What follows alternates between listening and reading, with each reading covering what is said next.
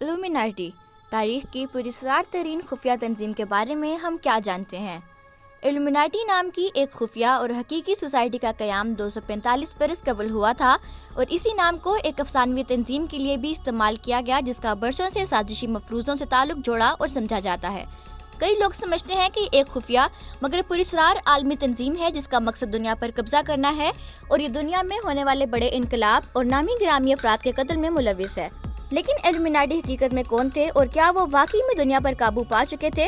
اس پراسرار سوسائٹی کے بارے میں ان 12 سوالات کی مدد سے جانیے کہ ان کا مقصد کیا تھا اور اس تنظیم میں کون لوگ شامل تھے۔ اصل الومناٹی کیا تھی؟ الومناٹی ایک خفیہ سوسائٹی تھی جس کا قیام باواریا، موجودہ جرمنی میں ہوا۔ سن 1776 سے سن 1785 تک چلنے والی اس سوسائٹی کے بانی قانون کے پروفیسر ایڈم ویشپ تھے۔ ان کا مقصد تھا کہ وہ قانون منطق اور فلاح و بہبود کی تعلیم کو پھیلائیں اور معاشرے سے توہم پرستی اور مذاہب کے اثرات کو کم کریں۔ بعد میں اس گروپ کے مقاصد میں کچھ تبدیلی آئی اور انہوں نے ریاستی امور پر اثر انداز ہونے کے لیے سیاسی فیصلوں پر اپنی توجہ مرکوز کی اور مذہب اور شاہی اثر و رسوخ کو کم کرنے پر زور دیا۔ الومناٹی کا فری میسن سے کیا تعلق ہے؟ فری میسن ایک ایسی تنظیم ہے جو کہ صدیوں قبل اینٹیں بنانے کا کام کرنے والوں اور گرجا گھروں کی تعمیر کرنے والوں پر مشتمل تھی۔ کئی ممالک بالخصوص امریکہ میں فری میسن کے بارے میں بہت خوف پایا جاتا ہے۔ سن 1828 میں تو امریکہ میں ایک سیاسی تحریک کا قیام بھی عمل میں آ گیا جس کا ایک نکاتی مقصد یہ تھا کہ وہ فری میسن کی مخالفت کریں گے۔ اصل الومناٹی نے کیونکہ فری میسن تنظیم کے افراد کو اپنی تنظیم میں شامل کیا تھا تو بعد میں ان دونوں گروہوں کو ایک دوسرے سے ملا دیا جاتا ہے۔ الومناٹی میں شرکت کرنے کے لیے کیا کرنا ہوتا تھا؟ الومناٹی میں کسی کو بھی شمولیت اختیار کرنے کے لیے تنظیم کے ممبران کی اجازت درکار ہوتی تھی۔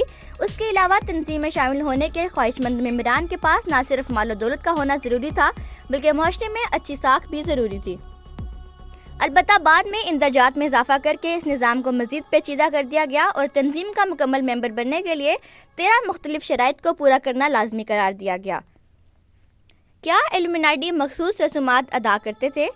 یہ درست ہے کہ الومناٹی رسومات ادا کرتے تھے، لیکن وہ رسومات کیا تھیں ان میں سے زیادہ تر کے بارے میں علم نہیں ہو سکا۔ اس سوسائٹی میں شامل افراد کے لیے فرضی ناموں کا استعمال کیا جاتا تھا تاکہ ان کی شناخت خفیہ رہے، لیکن جن رسومات کے بارے میں ہمیں علم ہے ان کے مطابق یہ پتہ چلتا ہے کہ سوسائٹی میں نئے شامل ہونے والے افراد اگلے درجے میں کیسے ترقی پاتے تھے۔ ان کو تمام کتابوں کی رپورٹ مرتب کرنی ہوتی تھی جو ان کی ملکیت میں تھیں، اپنی کمزوریوں کی فہرست لکھنی ہوتی تھی اور اپنے دشمنوں کے نام لکھنے ہوتے تھے۔ پھر اس کے بعد نئے ممبر کو کہا جاتا تھا کہ وہ عہد کرے کہ وہ معاشرے کی بہتری کے لیے اپنے ذاتی مفادات کی قربانی دے گا۔ 400 دیکھنے والی آنکھ کیا ہے؟ آئی آف پروویڈنس ایک ایسا علامتی نشان ہے جس میں ایک تکون کے اندر آنکھ بنی ہوئی ہوتی ہے، اور یہ نشان دنیا بھر میں مختلف گرجا گھروں میں، فری میسن عمارتوں اور حتیٰ کہ امریکہ کے $1 کے نوٹ پر بھی موجود ہے۔ اس نشان کو نہ صرف فری میسن بلکہ الومناٹی کے ساتھ بھی جوڑا جاتا ہے اور کہا جاتا ہے کہ یہ اس گروپ کی دنیا بھر میں نگرانی اور سب کو قابو میں رکھنے کا علامتی نشان ہے۔ بنیادی طور پر یہ نشان ایک مسیحی نشان ہے اور یہ فن پاروں میں خدا کی انسانیت پر نظر رکھنے کے مظہر کے طور پر استعمال ہوتا ہے۔ کیا الومناٹی دنیا پر قابض ہونے میں کامیاب ہوئی؟ کئی لوگوں کو یہ یقین ہے کہ الومناٹی دنیا کے امور پر قابض ہے اور وہ دعویٰ کرتے ہیں کہ یہ اتنی خفیہ سوسائٹی ہے کہ نہایت ہی کم تعداد میں لوگ ہیں جو اس کی اصل حقیقت سے واقف ہیں۔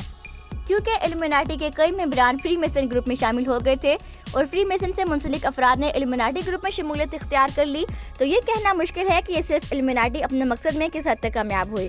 تاہم تاریخ دانوں کی اکثریت کہتی ہے کہ الومناٹی کے اصل گروپ کا اثر و رسوخ محدود رہا۔ الومناٹی تنظیم کا باضابطہ خاتمہ کب ہوا؟ باواریا کے حکمران نے سن 1784 میں معاشرے میں نئی سوسائٹیوں کے بلا اجازت قیام پر پابندی عائد کر دی، اور اس کے اگلے برس انہوں نے ایک اور حکم نامہ جاری کیا جس میں صرف الومناٹی کو ہدف بنایا گیا اور اس پر پابندی عائد کر دی۔ اس زمانے میں الومناٹی سے منسلک ہونے کے الزام میں جب ممبران کو حراست میں لیا جاتا تھا تو ایسی دستاویزات دستیاب ہوئیں جس میں خودکشی کے دفاع کے بارے میں تحریر تھیں، اور ساتھ ایسی دستاویزات بھی تھیں جس میں اسقاط حمل کرنے کے طریقے درج تھے۔ ان دستاویزات سے اس شک کو مزید تقویت ملی کہ یہ گروپ ریاست اور مذہب دونوں کے لیے خطرہ ہے۔ اس کے بعد سے کہا جاتا ہے کہ الومناٹی منظر عام سے غائب ہو گئے، جبکہ کئی کا خیال ہے کہ انہوں نے اپنی تنظیم کی کارروائی خفیہ طور پر جاری رکھی۔ ایڈم ویشپ کو ان کی نوکری سے نکال دیا گیا اور انہوں نے اپنی باقی ماندہ زندگی گوتھا میں گزاری، جہاں سن 1830 میں ان کی موت ہوئی۔ تو الومناٹی سے منسلک افواہیں اب تک کیوں جاری ہیں؟ الومناٹی کے ختم ہونے کے فوراً بعد ہی ان کے بارے میں مختلف نوعیت کی افواہیں گردش کرنے لگیں، सन 1797 میں فرانسیسی پادری نے اس خیال کا اظہار کیا کہ ایلومیناٹی جیسی خفیہ سوسائٹیز نے انقلابی فرانس میں اہم کردار ادا کیا۔ اگلے برس امریکی صدر جارج واشنگٹن نے خط تحریر کیا جس میں انہوں نے لکھا کہ انہیں یقین ہے کہ ایلومیناٹی سے پیدا ہونے والے خطرہ اب کم ہو گیا ہے، جس سے اس بات کو تقویت ملی کہ یہ سوسائٹی اس وقت بھی زندہ تھی۔